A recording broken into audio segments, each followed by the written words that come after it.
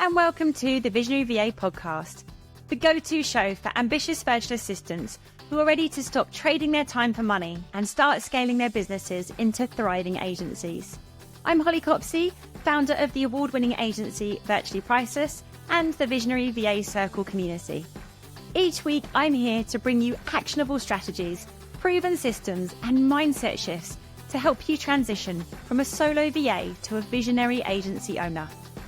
If you're ready to grow your business to dizzying new heights with less stress and more success, you're in the right place.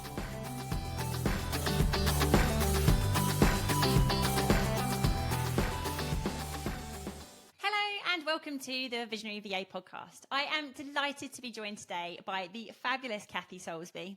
Kathy set up Personally Virtual in 2014, providing high-level freelance EA support to B2B businesses.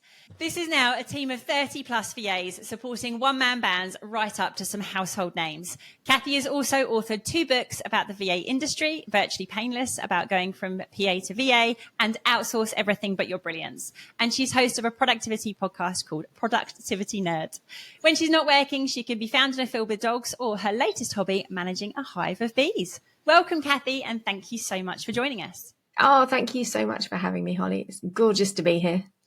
So Kathy and I met when I was about 4 months into my VA journey. So we've known each other for almost 7 years now, I think. And I actually joined her team as an associate for about 18 months, but we'll come on to that a little later. I could chat with you for hours, Kathy, and there's so many topics I'd love to cover.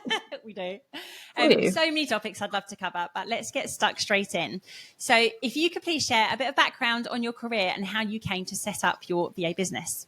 So after I graduated, I became a restaurant manager, of all things, having worked in sort of pubs and restaurants while I was at uni, but then fairly quickly realised that I had no life outside of work, where I worked every Saturday night, every weekend. It was bloody awful. So I then spent quite a lot of time trying to get out of being a restaurant manager, and it seemed to take me forever to get from running around with plates to sitting in an office. And I was so excited the day I sat on my first wheelie chair in an office. And I actually moved into a customer relations role. So it was exciting. Nobody was throwing garlic bread at my head. I mean, they might be complaining, but they weren't physically in front of me. So frankly, it was great. So I did a 6-month contract doing customer relations, which was mostly letters, responding to complaint letters.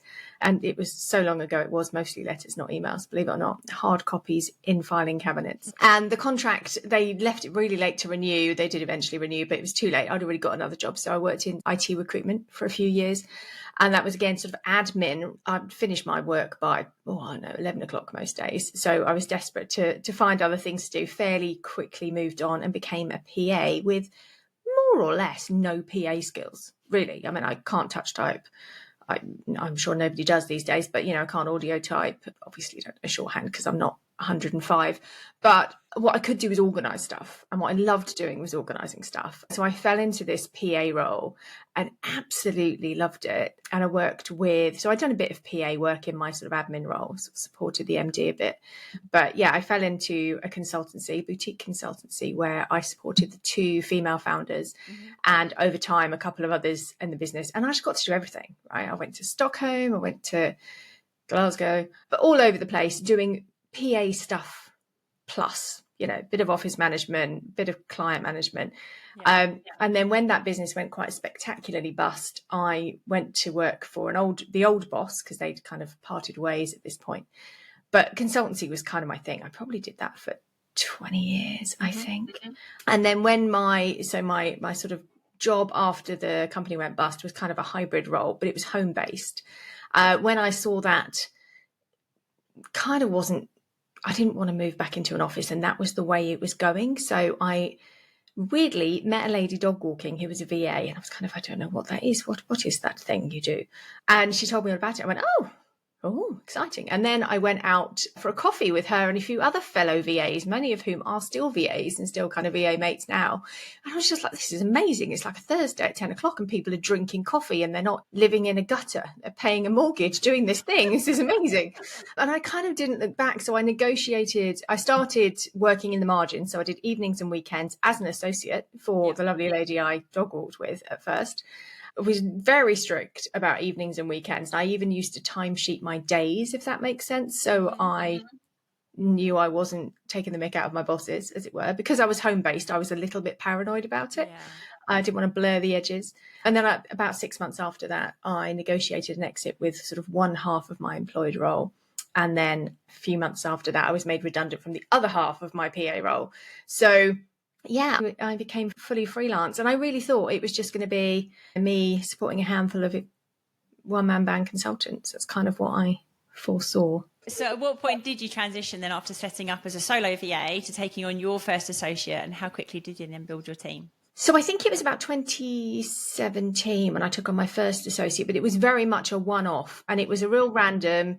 I put an advert in my local village newsletter, more as a charity donation than ever expecting it to give me any work. But because this chap got in touch with me and kind of said, oh, yes, I need some of this VA stuff. But I was full at the time and I didn't much fancy the work. But he didn't know me from a bar of soap. So there wasn't that whole thing about, oh, well, we know you and we want to work with you. So I was like, well, I either say no to him or I say I can find someone to help you. So that was my first one. And then I probably had one or two others. And then again, I was fully booked, and somebody I'd known for years and years and years got in touch, a big consultancy, and said, can you give us a hand? And I'm like, I am max to the gunnels. I haven't got capacity, but one of the team can. Non-existent team at that point. And I knew a lot of VAs from sort of Facebook groups and the like, and I knew a lot of them had consultancy background. So I reached out to one that I knew really well, the gorgeous Vicky, and she kind of went, oh, consultancy, yes, love it. And we haven't looked back really. So initially it was just her. Then we added another one because she was getting pretty busy. And then after about 6 months, they did a bit of an internal rejig with their full-time PA moving into finance. And then all of a sudden there was a posse, of which you were one, I think. Absolutely. Yeah. Very, very exciting. I mean, that was a really pivotal moment, right, for you and the business, taking on that first big client. And I was absolutely fortunate to be part of that team. What impact has that had on your business and the way you then did things going forward? Well, I think that particular one I very much thought of as a bit of a fluke, because I'd known them, I'd worked with some, not my direct client, but, you know, people in the business I had known for years and years. So I kind of went, well, this is just a one-off thing. Not going to be able to replicate this. Most big businesses don't want a bunch of freelancers running their diaries. That's just weird. And then it happened again. And it wasn't somebody I knew already. And I was like, oh. Big companies will work with groups of PAs/VAs. And actually, oh my God, it works really well, because their alternative is one or two team PAs, and a team PA can't look after 20 people. They'd have a nervous breakdown. Well, there's so many clients, I talk to prospective clients where they do that and they say, oh yeah, we've got this one person and they're going to look after 8 people. And I just sit there thinking, you can't do that. You can't do the job properly. No. It works so much better to have a VA who's only doing a few hours. And the beauty of it is, for those bigger clients, that those clients have no idea that you're a virtual team. For them, you're just part and parcel of the business, right? Yeah, exactly. And it doesn't matter to the client whether there's 10 of you or 5 of you or 2 of you, really, because they're paying the same if they're paying an hourly rate. And this is, for me, is one of the big sells for that next layer down from the exec team that we quite frequently come in to support, which is your CEO almost certainly needs an EA, right? You need someone who's there all day, every day, who's going to pick up that level and volume of work. But the next layer down, who just need a bit of support, but it's still better for that person to have a bit of support from someone who's only supporting 2 other people in the business than someone who's trying to remember 18 diaries. And because clearly that's not strategic diary management, is it? It's purely reactive, just going, oh my God, there's another one, as you're, Definitely. And the nicest or quietest person will fall down to the bottom of the list, and the ones who make the most noise will get the most support. There's no way you can do it fairly. So no, we know it works really well. And obviously for me, coming into your team as an associate in that role, it was just so inspirational, and it really opened my eyes to the opportunity. I don't think I'd ever realized that kind of role was possible, and it would be anything other than one-on-one support. And once I'd sold all my hours, that was it. So that I think has been really, really incredible for me, just actually seeing how it worked and that was a possibility. And then, like you say, when you do it again and again, it's like, oh, this is actually a thing. I can go out and market this. It's real. People who want it. It's real. It's real. It's not imaginary. Yeah. Oh, and I know from my own experience that contracting with those bigger clients can be incredible and obviously highly rewarding, but it also comes with its own unique set of challenges. So what have these been for you and how do you combat them? It does. I mean, I think I was blind lucky in my first few that it was really easy. I gave them a contract, they signed it, jobs are good and they've always paid on time. Amazing. Yeah. And so I kind of rather naively assumed that that would always be the case. And then I got a big client and they said yes in February. And we didn't actually bill any work until June because it took that long to get through their IT. Not so much, I mean, a bit of IT, but more the kind of security elements of IT, legal, procurement. It was Makes me shudder. it was agonizing, absolutely. And we're in there now and it's great and it works really well and everything ticks over. I mean, there were bumps in the road, right? We were trying to deal with purchase orders for retained hours. And then, if you go over your retained hours, it's a different amount. We just could not make that work on the purchase order system. And I had to put my big girl plants on and go, look, it is taking that long to get a purchase order out of you people. You're not actually paying up front because it's taken a month for you to sort your shit out. I paraphrase. Clearly, this was not how I spoke to them. But that was the net result, right? And I'm like, and I'm not giving you a discount if I'm having all this admin. I think you should go on to ad hoc. It'll cost you a bit more every hour, but it will reduce your admin time down for processing all these things. And they just kind of went, yeah, all right. So, okay. Wow. That's what we do now. And we've got into a rhythm where we send them a note on the last day of the month and go, please, can we have a purchase order for this amount, for this number of hours? And they send it and they're not actually wildly behind on paying. But, those things take time to sort out, which when we, like we do, work in an hourly model, there's sort of no buffer for that. There's no, it's not like a consultancy where you've got a day rate, but you factor in a bit of onboarding and you factor in a bit of this and that's not how VA life works, generally speaking, is it? And of course I had to keep the team warm for 3-4 months. Well, I was going to say that's the other problem, isn't it? If you found the perfect team to start with them in February, which obviously the minute we get a yes or an inkling of a client that might say yes, you put that team together and you're ready to go. And it's really hard to then keep them warm, as you say, and ask them to hold that time open because that's time that they're not making any money in the meantime. Yeah, that's really tough. And I think the other point on that is when you say about the point about paying, we've had that situation where actually a client has had to get the PO up front, but the contract is for a year. So that's great. It means we've got that PO to draw down on, but it took them 3 months to sort it and we'd already started working. So I had 3 months of paying my team working on that role before a penny came in. Yeah. And it's things like that as you get bigger that people just don't realize actually you're taking much bigger risks and having to absorb that kind of difficulty in your business. Yeah. Yeah. It is. Yeah. And I'm quite anti-bureaucracy, so I find all these things just rub me up the wrong way anyway. And that's not my background, right? I'm not from a very sort of public sector-y or corporate-y thing where I've dealt with that sort of thing. I just find it a massive hindrance to life. So it's always particularly stressful for me because I'm just impatient and definitely. no tolerance point for that. Life as easy as possible. Yeah, absolutely. Oh dear. So let's talk a little bit about your team then. So what does your team look like at this point in your journey? And do you have people supporting you in your own business as well as supporting clients? Oh, yes. So at this point, I've got one employee. Everybody else is freelance. I think there's 32 at the moment doing client work, including the one employee. And then for the business, I've got someone who does financy stuff and someone who does ops stuff / flipping everything, right? Saint. You need someone you can throw anything at. Solver of problems. Yeah. Yes, exactly. And it's been relatively stable for quite a long time, actually, at about that level. And found your groove with how it works. Found my groove. Yeah. Yeah, absolutely. That's awesome. And what aspects of running the business do you still take care of? And is there anything else that you know you should be delegating, but you haven't quite got to yet? Well, I had a bit of a come to Jesus moment the other week, and I finally handed over the running of my diary. Congratulations. How does that feel? Oh, God, it feels amazing. I mean, I was so worried about it. So worried, which is in part, I think, because I am a flipping diary manager, right? That's that is the thing I love doing. It's what I do when I'm doing client work. It's just frankly embarrassing that mine was such a complete disaster. But after a few real, mess ups, and that's just the obvious mess ups, as opposed to the sort of background blur of, I probably haven't seen that client for a while because there isn't a recurring appointment and I keep forgetting to do it. And I kind of ping them a voice message and go, hi, everything all right? Yeah, great. And it's all a bit loosey-goosey. So there was all of that going on. So I handed that over, and I've been angsting over it for a really long time.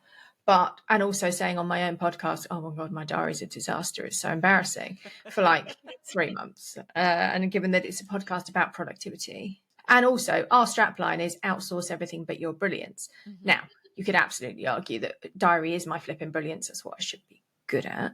But is it what I should be focusing on at the moment in the business? No, it is not. It is absolutely not. And so I handed it over. It is already eons better. A lot of mental noise has gone, which is I wasn't particularly expecting.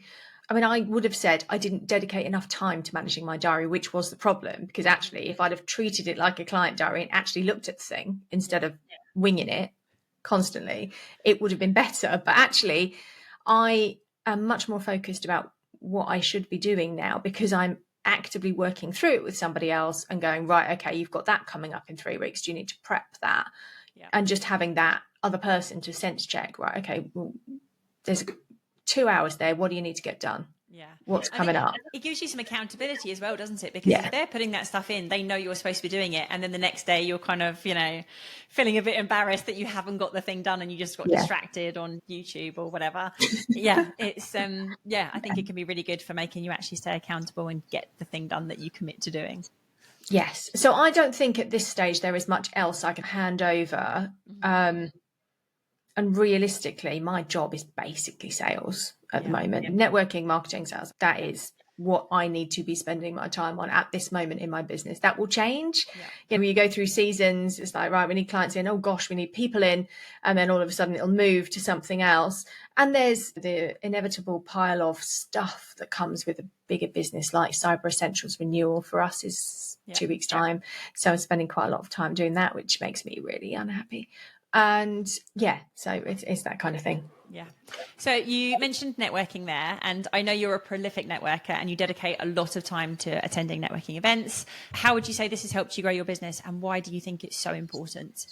I probably do less networking now than I used to. I used to do local networking and then fairly quickly realised that my clients aren't going to be nearby, and probably unless somebody in the room happens to live next door to somebody, again, they're not going to be in the room. What I actually find really helpful, which is counterintuitive, I would say, I actually get quite a few clients from other VAs, because somebody will get in touch and they'll go, oh yeah, we need 3 people looking after or 4 people looking after. And most solo VAs can't take that on because that's a full-time job, basically, and they've already got clients. So they're like, oh, well, actually, you probably need more than one VA. So unless that solo VA is willing to go, right, I can't do that, but I have a team that can, and then like magic, find a team out of their back, which not everybody wants to do. Not everybody can do on the turn of a dime, having not planned it before, right? If this comes out of the blue, so your options are either saying no, sorry, I can't, or oh, I can't, but I know somebody that could. We pay commission on jobs that come our way. I think we do a percentage for like 6 months or something of a job, so it's kind of win-win all round. They don't have to say no to somebody, and we get a lovely client and they get a bit of cash. So actually, weirdly, networking with PAs and VAs is pretty good for me, because they tend to work for those bigger companies, which our local BNI or whatever doesn't really have. No, absolutely. And do you network both online and in real life? And do you do both of those? I tend not to think of online, but I probably do. I will go to PA and EA events online, and I will do this afternoon I'm on a panel, which is a group of people who are all setting up businesses, and it's kind of views from the trenches, if you like. I do that every quarter. So I probably do more than I think I do. I don't do Athena online or anything like that. I don't feel like I go to official networking things. It tends to be more, I'll go to a webinar or a training course or something. And as part of that, obviously, you naturally meet people. Yeah, and over time you find those communities that are kind of your tribe, right? They're people you want to hang out with, and it actually becomes a social thing as well as a work networking type situation. Yeah, absolutely. So one of the other very exciting things that you've done is to become an author, not once, but twice now. Can you give us a quick overview of each book and who they are for? So first book came about as a result of being a bit bored, which is insanity, really, because I was intellectually bored. I was physically knackered, right? This was me on my own, probably with one or two associates, and I was billing 25, 30 hours a week. And then I decided to write a book because I was bored. It's insane.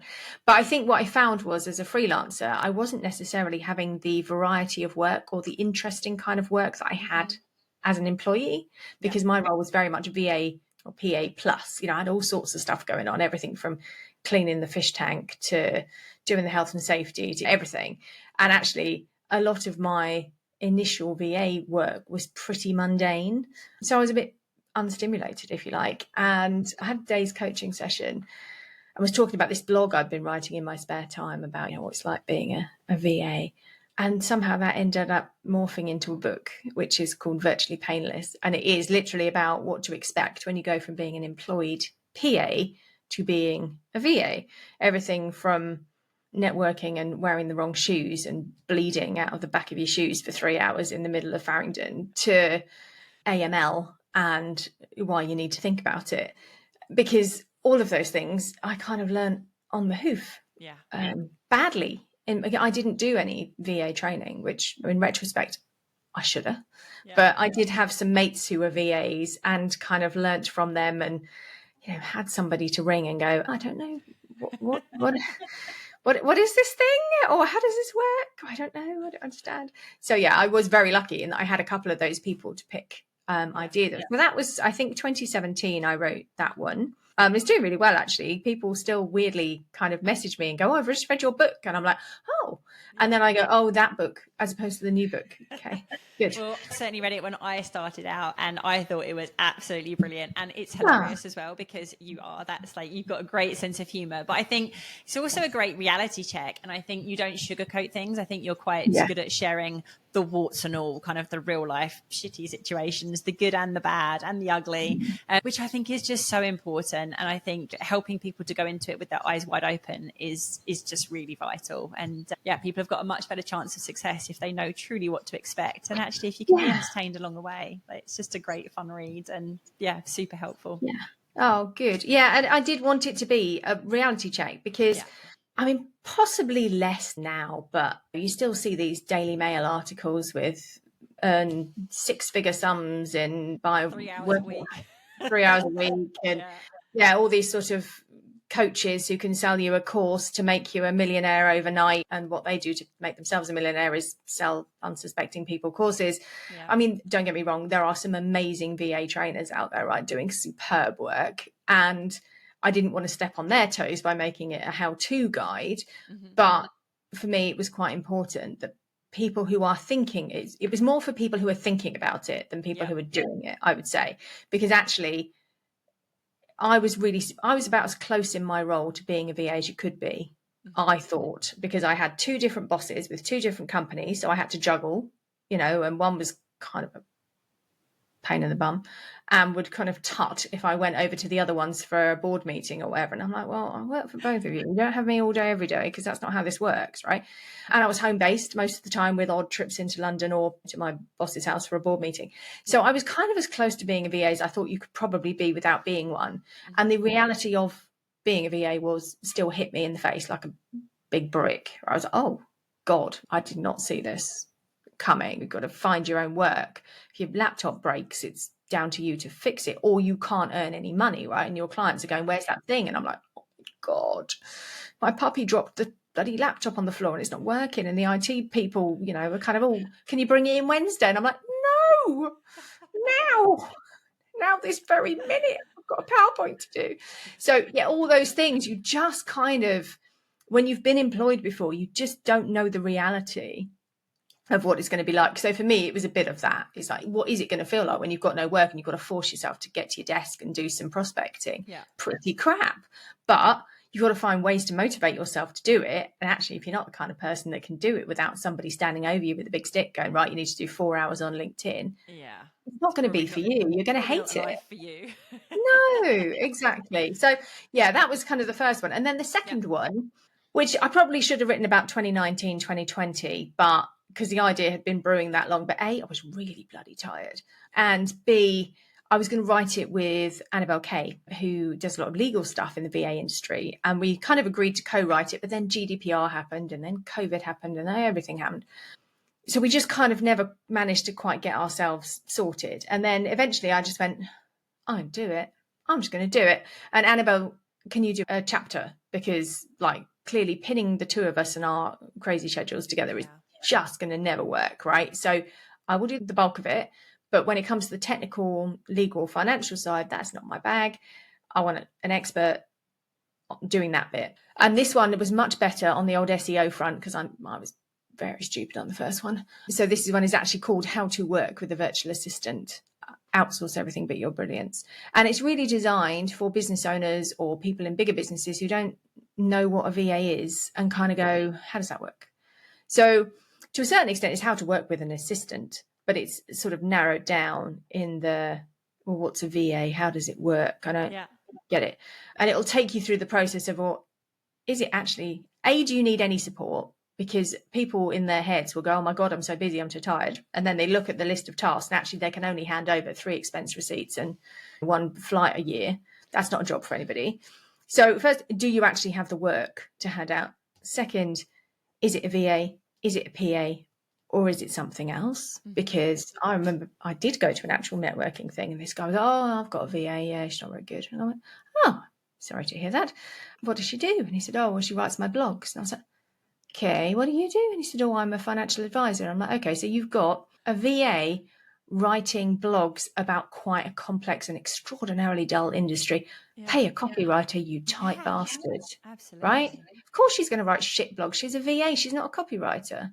Honestly. So there's a bit of a sense check in like, fine, if you've got no money and you can't afford to get a full service social media thing, great, have somebody post on LinkedIn for you, but just know that unless they're a specialist, they're probably not going to be able to do you a strategy, and they're not going to be able to, because that is going to cost you thousands.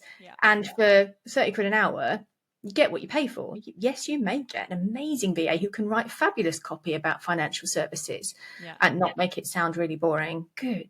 Well done to them. That's certainly not me. And I quite like writing, but even I couldn't pull off financial services. So you know, pay for what you need and get the specialty, and that might be 2 VAs, it might be 3. And so it's all that kind of stuff, really, which people don't think about. They think I can have a VA and she's going to literally do everything except sweep the floor. It's like, but it doesn't work like that.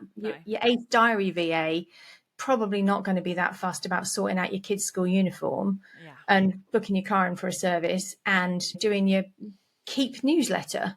We all have skills. I think quite often people are looking for a unicorn, aren't they? They want someone to do everything. And actually a team solution may well be a much better fit because you can bring in specialists for different areas. And that's the beauty of the businesses that we run and having an agency and having that network of people, because even if they're not part of my team, I can still find you someone to bring into your business and do the thing that you need.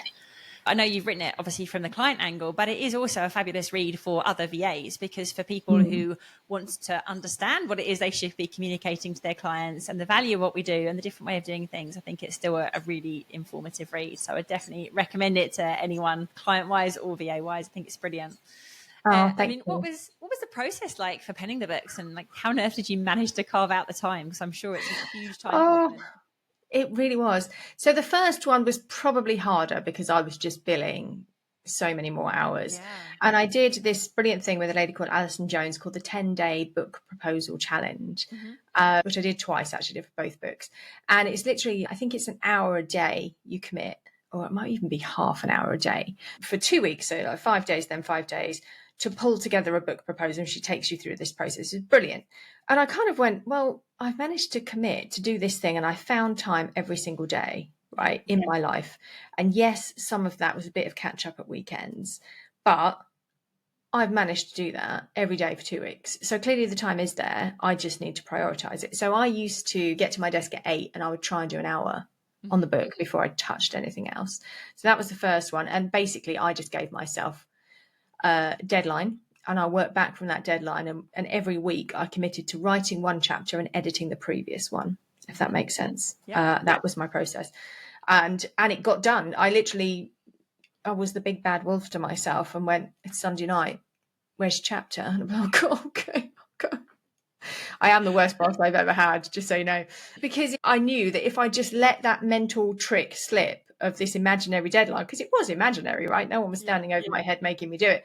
But I just knew that if I let that conceit go, it would just be like stuck in a drawer for the rest of its natural life and it just wouldn't happen. So I was like, no, deadline's Easter, Easter, do it. And I made myself do it. And the second one was a little bit easier because I wasn't doing client work so much. And what I effectively did, because I really struggled this time to work alongside the day job, I really found it hard to switch my brain from writing to working, which is odd. I don't know. I guess because my job sort of can take over so much time and you sort of need deep workspace for writing. So I did it in a chunk of inverted commas holidays.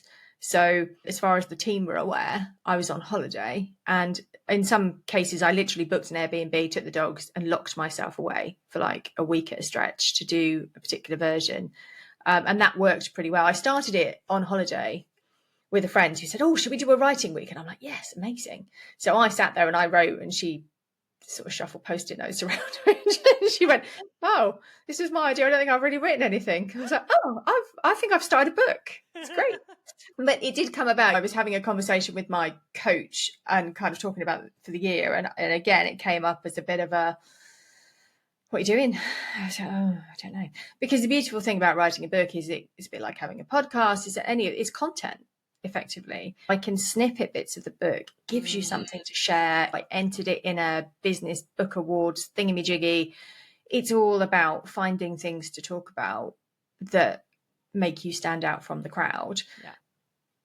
And I did send it to a client and went, can you read this? Thinking, I hope he doesn't recognize anything in here because that would be bad.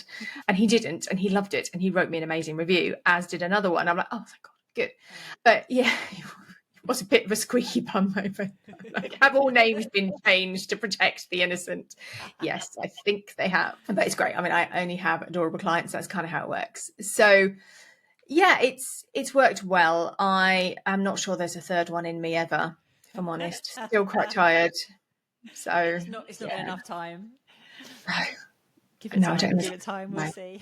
No, weirdly, there isn't a third one in my brain, right? Yeah. So the second one was kind of always there. We all have those conversations with prospective clients about, right, okay, do you need a VA? Have you got enough work for a VA? What's it going to look like? And I'm sure you do too. You talk to prospects. I'm talking to someone who's running a cattery this week. And I'm like, well, we're not going to deal with that. She's not going to pay someone who's VAT registered to do cat related admin, right? Much as I might fancy a bit of cat related admin, but I will point her in the direction of somebody else, and I will probably send her a copy of the book or give her a link to the book and go, look, there's certain things you should be checking when you're talking to your VA. Make sure these things are in place. That means they're running a proper business versus just some random from the internet or someone who's doing it for a tenner an hour for a bit of change. You know, if you want someone who's going to look after your data properly, not just vanish in the middle of the night. If you want someone who's doing it properly, these are the signs to be looking out for. And these are the things. Again, it might be the case. I have that conversation. I go, I don't think you've got enough to outsource, or you're going to have to rework your systems to make it a once a month chunk of invoicing or whatever, because no one's going to log on and do 20 minutes a day. So yeah. It was for those folk who just need the information. Yeah, brilliant. So podcast as well, because as well as being an author, you're a podcast host. So tell us about the podcast Productivity Nerd. For anyone who hasn't checked it out yet, what can they expect if they tune in? Yeah, so this is sort of work adjacent, I would say. Productivity, I have been fascinated by since like the 90s, right? It's just always been a real interest of mine, because a lot of productivity is actually about managing your brain, right? It's not about, give me a new system or a new notebook, I'm all over that, right? And if I find myself overwhelmed, the first thing I will do is waste 2 hours looking for a magic bullet to fix my problem, as opposed to just getting the work done. Right? I think doing the thing, yeah. So to just write it on a bit of paper and crack on, I'm like, oh, maybe Notion. Maybe Notion will fix it, or maybe Motion will fix it. Yeah, terrible, but absolutely obsessed by these things. And there's a fabulous guy called Eric, who runs, I've been listening to for years. It's called Beyond the To-Do List. So he's been talking about productivity. I've been going 10 years now, I think. But it's a great podcast. And I've heard loads of stuff on there. And then I've gone and investigating. Oh my God, that's amazing. He has some super guests. He'll talk to Daniel Pink. He'll talk to those kind of people, some of whom I've managed to get on my podcast as well. I'm following behind him. I know. So it's either me talking to an author or a creator of a system about that particular productivity thing. So we've had Graham Alcott, who talked about kindness at work and how a kind environment makes everybody more productive. And we previously talked about his other book. Or it is me talking to one of my team, either Helen or Claire usually, and I will basically take them through a productivity book or thing. And then we have a discussion about it. And it's pretty informal. If it's Claire, she and I will almost certainly get the giggles at some point or other. But essentially, we talk about, do you think that would work in practice? What do we like about this? What do we find a bit weird? And we've done all sorts. So we've done everything from some real old school stuff like Stephen Covey to some brand new or newish things that are books that are coming out now. So it's kind of a great way to almost digest a book and see if you can be bothered to go read it. Yeah. Is this system for me? Do I want to try this? Yeah. Does this sound fun, or does this sound like a lot more work than I can really be bothered with doing, getting things done? So yeah. And then in between times I do a mini pod, which is just like a little blog really about something. So I think the one that came out most recently when we're recording this is about glimmers, which is sort of the opposite of triggers. So it's not necessarily productivity per se, but it's just something about how we hack our brains to make life more fun. Yeah. It's all interrelated, isn't it? It is. Yeah. Awesome. And I mean, obviously that's again another thing that takes quite a lot of work and a fair amount of time to produce, but you've been doing it, I think, about a year now. So have you actually started to reap the rewards and it transitions into business? Not as such, but what I found really interesting. So one of my clients has had a podcast for years and years and years, and he posted on LinkedIn actually. So I'm not sharing something that's not in the public domain, but he said, people say, oh, how many reviews have you got? And how many listeners have you got? And how many followers have you got? And all this kind of stuff. And he said, and they are entirely missing the point. And I was like, good. Yes. What? It's about who you get to talk to. Yeah. Because I have got to talk to some phenomenal people. And of course, when you're sharing this, things they've been on, they're sharing that with their network. So all of a sudden your network grows, right? And your knowledge of people grows, and people who you would have no interactions with whatsoever, all of a sudden are in your world. Yeah. And the beautiful thing about podcasts, generally speaking, because I was going, got this little podcast, you want to come on it? And people go, yes. And I'm like, really? Are you sure? We're not like big or anything. Only little. But podcasts are very easy for people to do. You don't have to prep. I mean, I do, but the guest doesn't, right? It takes me flipping hours to prep a podcast with a guest, but especially if it's a book, because I've got to read the book and then do the thing, right? So it's a meaty investment of time, let's put it that way. But they don't, because their book is theirs, right? They can talk about it till the cows come home. Yeah. So all they have to do is rock up, spend 40 minutes. They get some content, right? They get a bit of it. If it's a book, it's out in the world. It's a boost.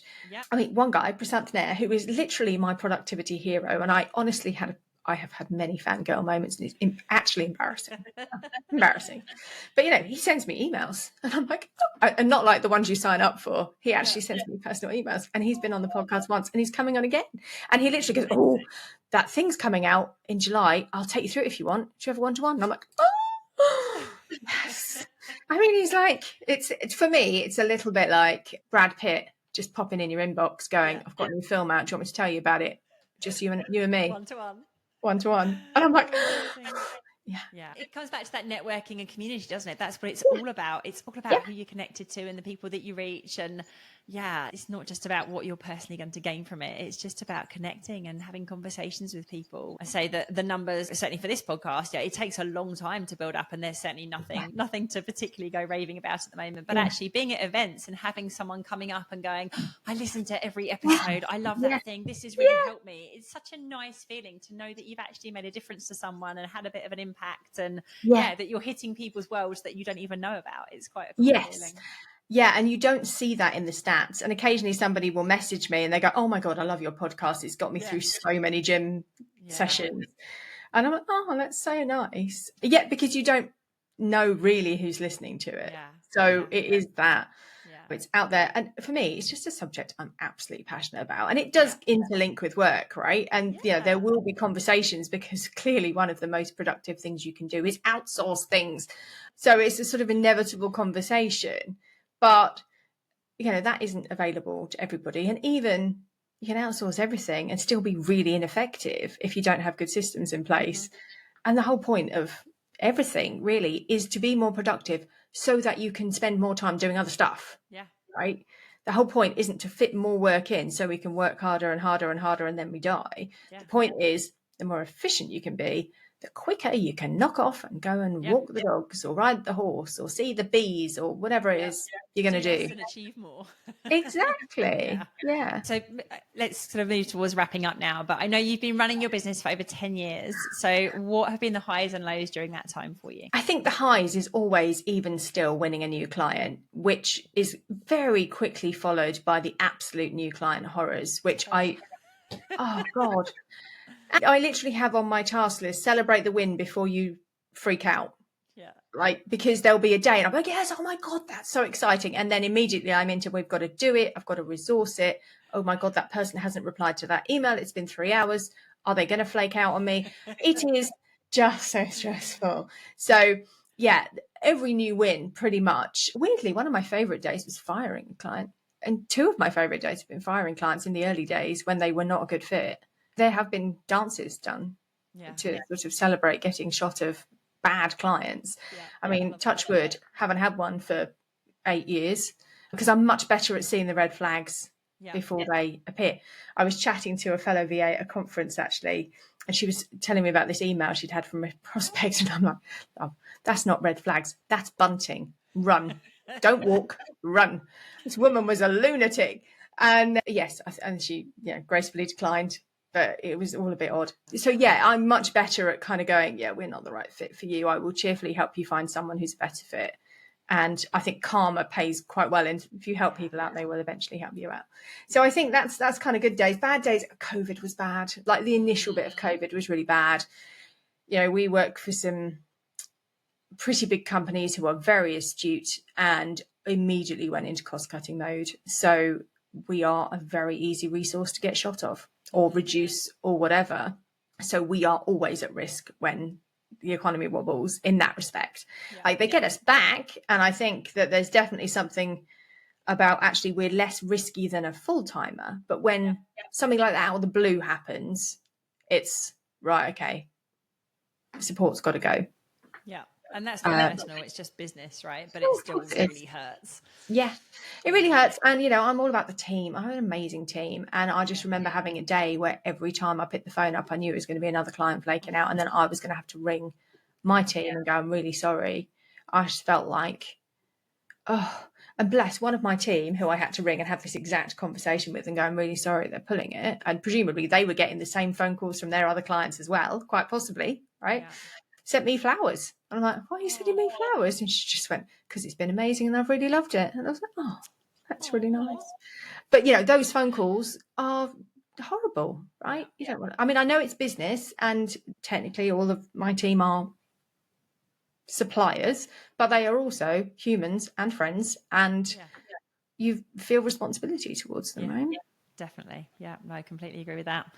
And I think the idea of running an agency, bringing in those bigger clients and the extra income that goes with it, can be very appealing, as we've already talked about, but there's lots about it that's also a really rough ride. So what advice would you give to anyone listening who is tempted to give it a try and build their business in this way? I think don't feel you have to go all in. You can do it gradually and get used to it. And that will help you put in place good systems as well to manage it, which might feel mad when there's only two, but you will soon feel the pain when there are six and you haven't got things in the background kind of quite right. Yeah. And I would say there needs to be a tipping point in which your billable hours go down as theirs go up. I mean, you can't kind of down tools and go, right, I've got an associate now, so I'm not doing any client work overnight, because you'll be penniless because you're not making a massive margin on these things, right? I remember when I started, it might even be an urban myth, but back in 2015, there was somebody paying associates £25 an hour, but billing out at 50. And I mean, this is not how life works in my experience. not a concept in my world. But we are not making a huge amount of margin on those hours. So you've got to have enough of your own work and gradually move it down, I would say. And I think you've got to make sure your rates are right. I'm sure this is something you bang on about all the time. I know this is a bugbear of yours. Yeah. £50 is not an obscene rate, depending on the kind of work you're doing. Yeah. It might feel like it, but if you are paying somebody else, and plus, it's not just the paying somebody else. As your team grows, everything gets more expensive. So my last, one password, whatever it's called, that thing cost me flipping hundreds a month, right? Timesheet cost me 200 a month because all of it grows. And I don't even have licenses for Microsoft for my team because I don't give them all emails, largely because they probably already have however many client emails already. Why give them another one? They've got to check for one email from me a month going, can you send me your invoice? It just seems pointless. So I'm not giving them an email, but a lot of places do for tidiness so that, nobody's seeing personal emails. That's another, 12 quid a month, whatever it is for each one. It adds up. So you need to make sure you've got the margins in there to cover that. And I think you've got to be emotionally quite resilient when you're dealing with other people. Because other people are human, they have lives, they have family that get sick, they have parents that get old, there is stuff, right? As soon as you have a person, there is stuff that comes along with them. And you have to be good at managing that. I mean, you're not their therapist by any stretch, but you have to be empathetic and you have to have a plan because stuff will go wrong. It's inevitable, particularly, I think, in a sort of quite heavily female industry. I don't know what percentage of my team have kids, but more have kids than don't, I would say. So then if you've got to factor in school holidays, you've got to factor in days of sickness, stuff goes wrong, right? For everybody. People get ill. So you have to be able to bounce back from that and be a bit fluid and a bit agile, I would say. You have to be able to take it in your stride, don't you? And just accept that stuff is going to happen. It's not, it might, it will. It absolutely will. Yeah. It will. And I was at a conference the other week on a panel with the lovely Caroline Marshall, Gilly and Holly, different Holly. And somebody asked in the audience, they said, what happens if a client doesn't like their VA or complains about their VA? And we all just kind of went, oh, yeah, it happens. And they were sort of horrified. They're like, what do you mean it happens? It's just like a Wednesday, right? It will happen because people are going to people. And that client may be a particularly tricky type. We all have had that client that doesn't quite gel with a few people, and you go, at some point I'm going to call it and say, this isn't us, this is you. But you've also got the odd VA who just has some weird way of working that doesn't quite gel with somebody, and it doesn't mean they're not amazing at their job, they just don't quite work with this particular client. And it happens. And the first time it happens, it's fairly horrific, but after the fourth time you go, oh, here we go, right? I've got a plan. I know how this works. And all those things just make it not quite as easy as it looks on paper, I would say. Yeah, no, definitely. That's great advice. Thank you. So, finally, what's next for you and Personally Virtual? What goals are you shooting for this year? Oh, much of the same, I would say. My focus is really heavily on business development this year. I never really have what I would describe as a sales pipeline, but whatever the sales pipeline isn't, it feels like it's been a bit light lately. So I'm all about kind of visibility, getting out there more, seeing clients more, LinkedIn stuff, because LinkedIn's my bag, because we're mostly B2B. So that's where we hang out. So I'm all over LinkedIn at the moment. We're growing. We've had growth every year, some less than others, but we have managed to grow every single year. So I'm going for that again this year. We'll see. Exciting. Yeah. Watch this space. Watch this space, indeed. No more books. Definitely no more books. Yet. No. Focus on the podcast. Exactly. Awesome. Well, thank you so much for taking the time to chat today. It's been an absolute pleasure, as always. I love catching up with you. So really appreciate you giving the time, and hopefully chat again soon. Brilliant. Lovely. Thank you so much for having me, Holly. Thank you.